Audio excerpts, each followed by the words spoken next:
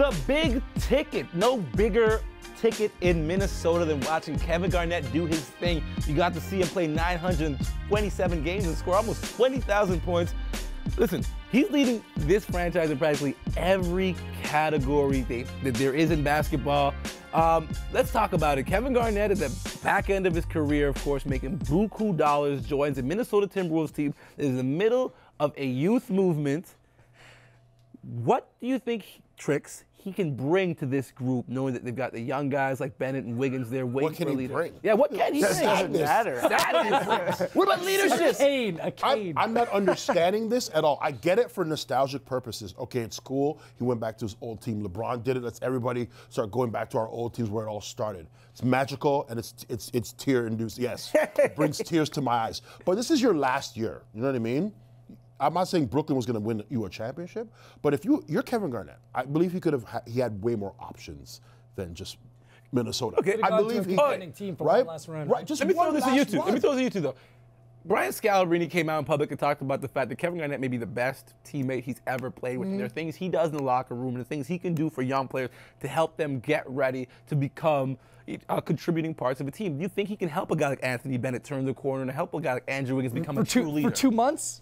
For 2 months? Thank you. I don't know. Like, Thaddeus Young's a decent player, and I can't believe that was his market value.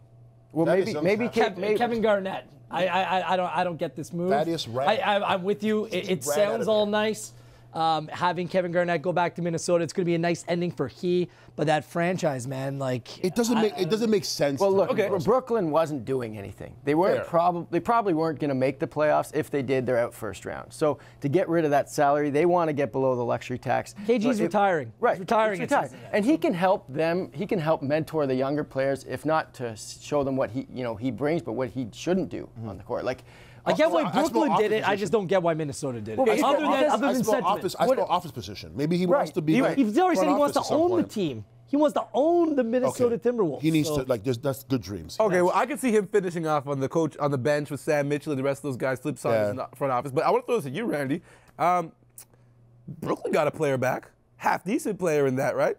Who'd they get back? Thaddeus Young. Yeah. I mean, he's a bona fide scorer. He can put up 18, 20. Do you think they can make a push to the bottom of that Eastern playoff race? Not with the way the other teams made moves. I think Milwaukee doesn't fall out. I think Detroit is right there. Even Boston is playing well enough that they could sneak into that 8th seed. And I just don't believe in Brooklyn. They're just too, they're having Lopez come off the bench, Williams come off the bench. There's just a lot of things, a lot of moving parts with that team. Biggest winners today, clearly the biggest winners today. I love the Miami Heat getting Dragic, despite kind of liking what Phoenix did in the meantime. The Oklahoma City Thunder adding Cantor and Singler. They remade their team. Telling you like where our show's going? No. And I love Portland adding Aaron Aflalo. Okay, those are my winners today. Okay, so gets me to my next point. I like Akil getting traded for this white guy. As the host. I said they were trading everything today. Is this the grill room? That may have been the funniest thing you've ever seen. I'm just jumping in. Natural conversation. Let's get into the trades, the ones that you just talked about, okay? First off, which Reggie Jackson came out and asked, well, apparently his agent asked for a trade. When the media asked Reggie Jackson about it, he claims he did not ask for this trade, but Reggie Jackson is now out of Oklahoma City. He's in Detroit, of all places. Detroit, of course, lost Brandon Jennings, but they were playing quality basketball. And Enes Kanter also goes to Oklahoma City in that deal. But I want to focus right now on the Pistons in the Eastern Conference and Reggie Jackson as point guard. Can they pick up and get some of that steam tricks that they had back when they were playing well after the Josh Smith deal? I think they can. I personally was hoping the deal went the other way, where they were going to put him in Brooklyn, and then Brook Lopez was going to come over. I would have rather that deal. I think Reggie Jackson is a perfect fit in Detroit, especially for what they're doing. Way more playing time. He's going to be the man now.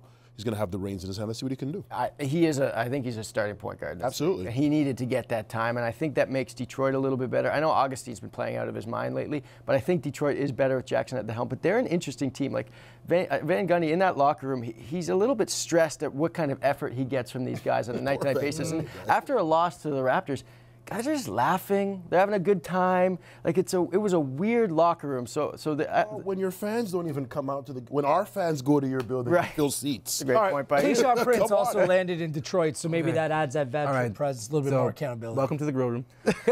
So anyways, I would like to talk about something. Can I throw Go something ahead. out there, Garrett, I'll just please? sit back, buddy. Okay, I'm gonna say Enes Kanter makes his way to Oklahoma City. They were hoping to get Brook Lopez, but they get Kyle Singler, they get Steve Novak, and they get a true center in Enes Kanter, plus another point guard to replace Russell Westbrook.